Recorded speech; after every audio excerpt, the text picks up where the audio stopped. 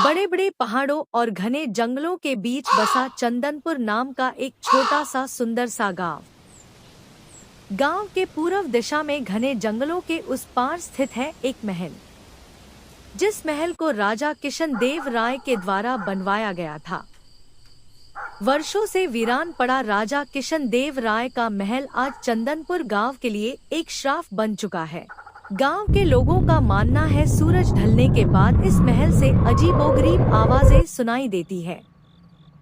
उसी गांव में 15 साल का कबीर नाम का एक लड़का रहता था। कबीर बहुत ही बुद्धिमान और निडर था। कबीर भूत और आत्माओं जैसे चीजों पर विश्वास नहीं करते थे।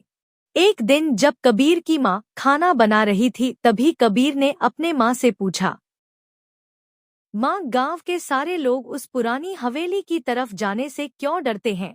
क्या सच में आत्मा जैसी कोई चीज होती है क्या?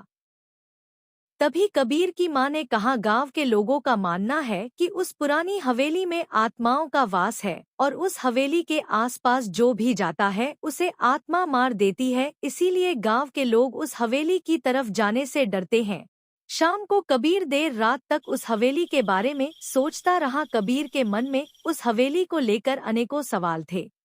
कबीर ने यह ठान लिया कि वह अगले दिन उस हवेली में जाएंगे। कबीर अगले दिन सुबह बिना किसी को बताए उस हवेली की तरफ जाने लगे। कबीर आगे बढ़ता गया और कबीर के मन में हवेली को लेकर अलग अलग सवाल उठ रहे थे।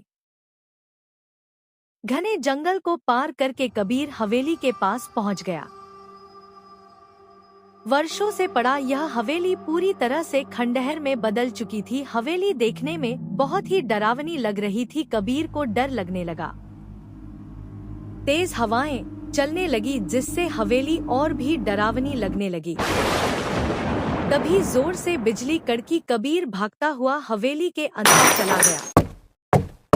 कबीर को कुछ गिरने की आवाज आई। कबीर भागते हुए छत पर गया। ऊपर वाले कमरे में जाकर देखा तो कबीर को कुछ दिखाई नहीं दिया।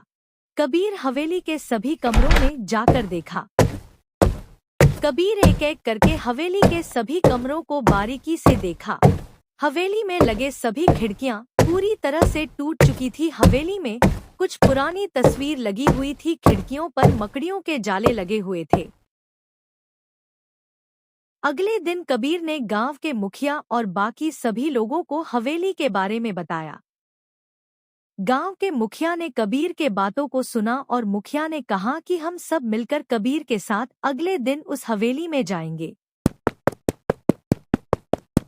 अगले दिन मुखिया और गांव के कुछ लोग कबीर के साथ मिलकर उस हवेली को देखने जाने लगे। सभी लोग हवेली के पास पहुंच गए। सूरज ढल चुका था, अंधेरा छा चुकी थी, तेज हवाएं चल रही थी।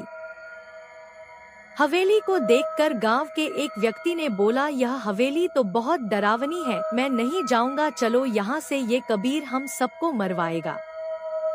तभी कबीर ने कहा, आप लोग डर क्यों रहे हैं? यहाँ कुछ भी नहीं है, आप सब मेरे साथ चलिए। धीरे धीरे करके कबीर के साथ सभी लोग हवेली के अंदर चले गए। कबीर ने मुखिया और गांव के सभी लोगों को बताया, इस हवेली में कोई आत्मा नहीं रहता है, हम सभी गांव के लोग झूठ में डरते थे। सभी लोग हवेली से खुशी खुशी वापस लौट गए। अगले दिन गांव के सभी लोगों ने कबीर के बहादुरी की खूब तारीफ की। सभी ने कबीर के लिए तालियां बजाई। उस दिन से उस हवेली को लेकर जो भी डर था वह सब खत्म हो गए। लोग खुशी खुशी रहने लगे।